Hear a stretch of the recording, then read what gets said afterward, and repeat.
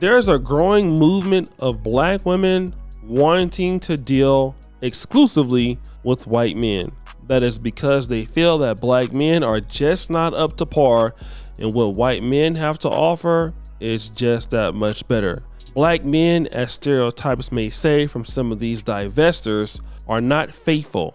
They're not ready for relationships, and they're always cheating. So if they go to a white man, it'll check all the boxes and they will live happily ever after. Unfortunately, from what I have found, is wherever you go, there you are. So despite the fact that you want somebody that's great, if you go to a place with the same mentality without changing your behavior, you're actually going to get the same results. And that goes for men and women. Unfortunately, this seems to be the case for a lady by the name of Nikki Thought. Who?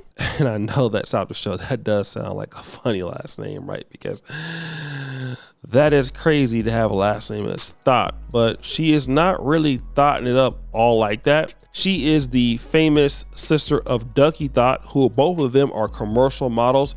They are both South Sudanese. And for those of you who don't know, a lot of South Sudanese refugees end up in several places. One is even Uganda. A lot of South Sudanese are here.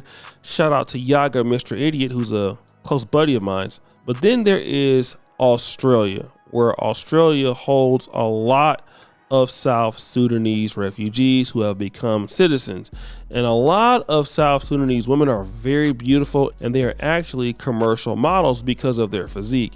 And Nikki Thought is a commercial model. And it's not uncommon to find white men who are attracted to South Sudanese women. And that is exactly what Nikki Thought did. Now, her sister Ducky Thought has a black boyfriend, but Nikki Thought met Mr. Jamie Perkins, who was a huge YouTuber in his own right. And together, they were really in the interracial part of YouTube. And for those of you who don't really know, black women and white men couple channels on YouTube do very well. A lot of women really like to see it, and they want to have their absolute chance to have a white guy too, some of them. But something happened. A few years ago, Jamie Perkins and Nikki Thought stopped posting videos. Nobody actually knew why, but Nikki Thought started going out making accusations against him, saying he was cheating, he was doing X, Y, and Z, and everything like that. But Mr. Jamie Perkins didn't really respond, and that is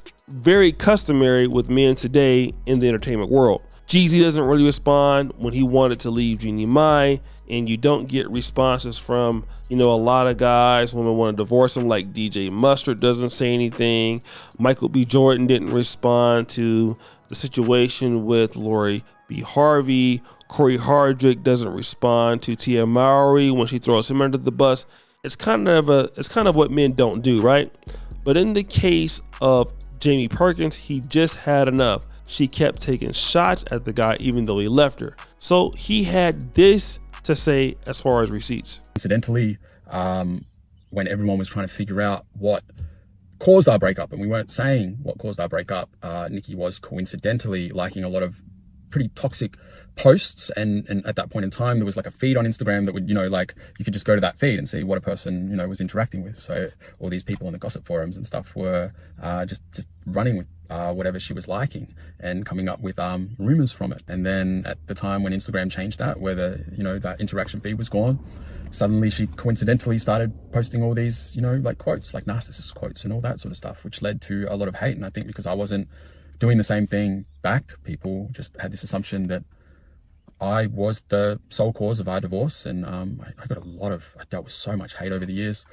From what I know, the cheating rumor started from, I'm pretty sure, a burner account leaving a comment on one of Nikki's Instagram photos about how I cheated on her, and it gained a lot of traction and remained there, and people assumed that was the truth. And then there was a woman who made a video titled "Jamie Perkins Cheated on Nikki," and it was to the point where when you type my name in YouTube, I believe it's still like that, when you type my name in YouTube, type Jamie Perkins, the sort of autofill at the end is cheated.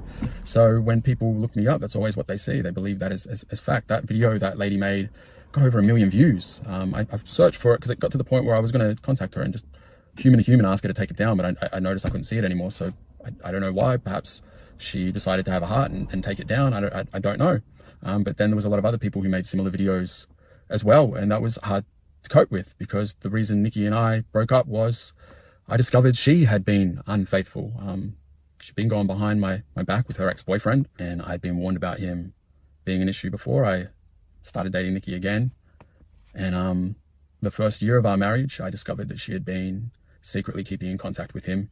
And I didn't see her side of the messages. I saw the Facebook message. Like back then, Facebook used to email you a receipt of the message, and I had logged into my Hotmail, and her Hotmail was still logged in. And I saw all these messages from him, but she had deleted them on her Facebook, so I didn't know what her responses was.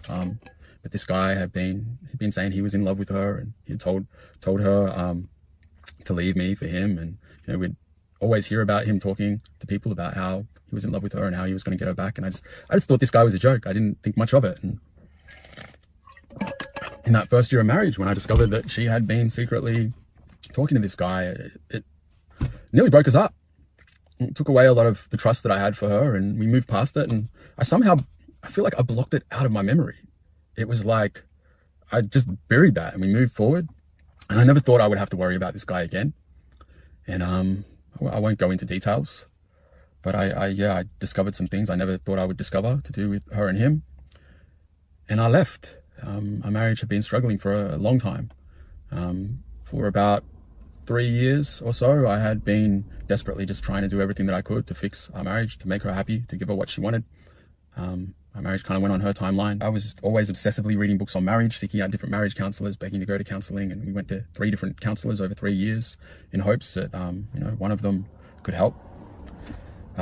Things weren't great between us, but I loved her and I wanted things to work, and I wanted our girls to grow up in a 2-parent household. So it's not just this, right? He also shared a clip of a violent outburst, but I'm not going to play that because of the new terms and conditions here on the YouTube platform.